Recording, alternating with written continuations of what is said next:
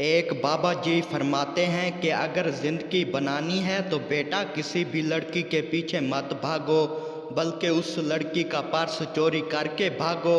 फिर देखना लड़की तुम्हारे पीछे पीछे खुद भागेगी, लेकिन ज़रा ध्यान से। हाँ। शादी के बाद बॉयफ्रेंड अपनी गर्लफ्रेंड से बोला, शादी तो आपने मुझसे की नहीं, लेकिन अब कोई ऐसी बात कहो जिससे मुझे खुशी भी हो और गम भी। गर्लफ्रेंड बोली, आई लव यू भैया। लड़कियां भी मोहब्बत में ऐसे ऐसे लड़कों को चांद तारे तोड़ कर लाने को कहती हैं जिन्हें कोई मोहल्ले में अमरूद भी तोड़ने नहीं देता। एक सरदार से उसके एक दोस्त ने पूछा, सरदार जी आपको भी कभी किसी से प्यार हुआ है? सरदार ने कहा, हाँ यार, पर वो मानती नहीं। दोस्त ने पूछा, क्या कहती है वो? सरदार बोला, वो कहती तो है आई लव यू टू, लेकिन अब साला ये पता नहीं चल रहा कि ये दूसरा कमीना कौन है।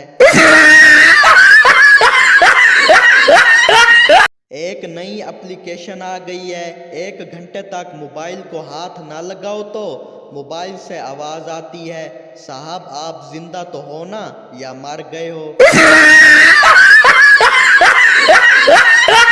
स्कूल से वापस आने के बाद राजू ने अपनी माँ से कहा, माँ जी लगता है कि हमारी मैडम कभी नहीं नहाती। माँ बोली, बेटा तुम्हें कैसे पता? राजू बोला, जी वो कह रही थी कि आज तक मैंने कोई ऐसा काम नहीं किया जो सबके सामने आदमी नहीं कर सकता। संता की बीवी मर गई। 1 साल बाद लड़की का बाप दुबई से वापस आया। संता से पूछा, मेरी बेटी कहाँ है? संता बोला, जी वो तो पिछले साल ही मर गई थी। लड़की का बाप रोने लगा और पूछा, साले तुमने मुझे बताया क्यों नहीं? संता बोला, जी मैंने सोचा क्यों ना आपको सरप्राइज दूं।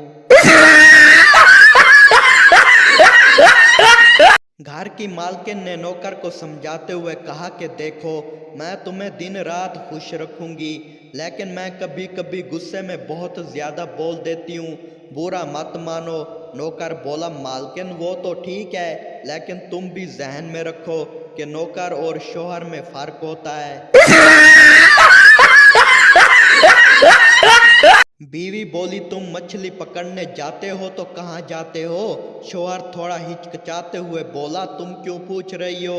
बीवी बोली, मैं तो यूं ही पूछ रही हूँ क्योंकि आज मछली घर आई थी और कह रही थी कि अंडे देने वाली है। शौहर घर से फरार।